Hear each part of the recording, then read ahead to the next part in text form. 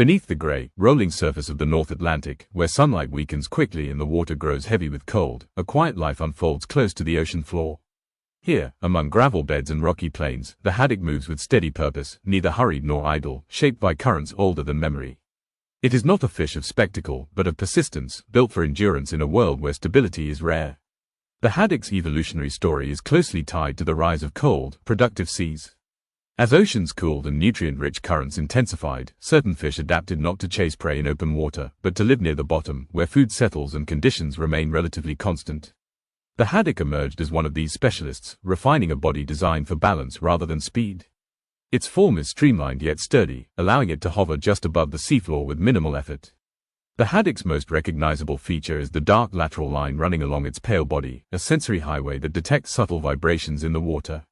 In dim environments where vision fades, this system becomes essential, alerting the fish to approaching predators, shifting currents, and the movements of prey hidden beneath sediment. Coloration reflects its lifestyle. A silvery gray back blends into the dim water above, while a lighter underside mirrors the faint glow from below. This countershading reduces visibility from all angles, a quiet defense against predators cruising both above and behind. A distinct dark spot near the pectoral fin, sometimes called the thumbprint, adds to its identity, a marker recognized by both scientists and fishermen. The haddock's relationship with the seafloor is intimate.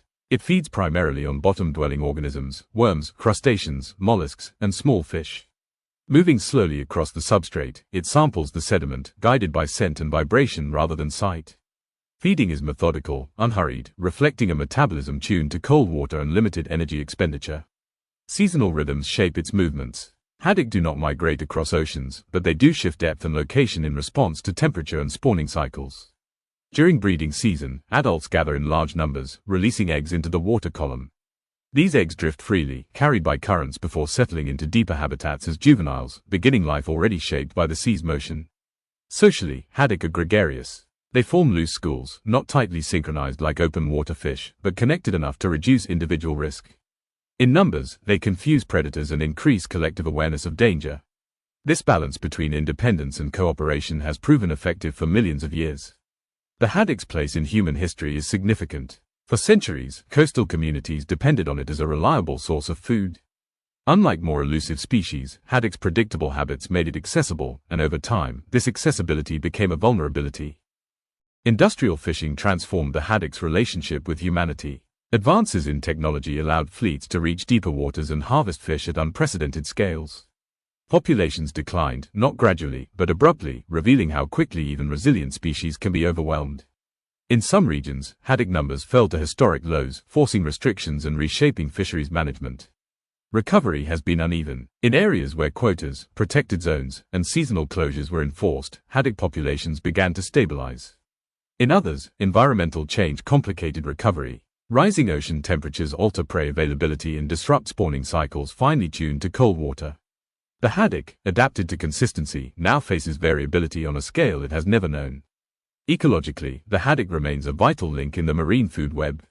As both predator and prey, it transfers energy from the seafloor to larger fish, seabirds, and marine mammals. Its feeding activity influences benthic communities, subtly shaping the structure of life on the ocean bottom.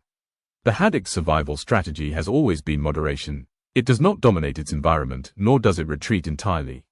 It exists in balance, responding to change slowly, deliberately. This strategy has carried it through ice ages and warming periods alike. Whether it will endure the current pace of change depends largely on restraint, not its own, but humanity's.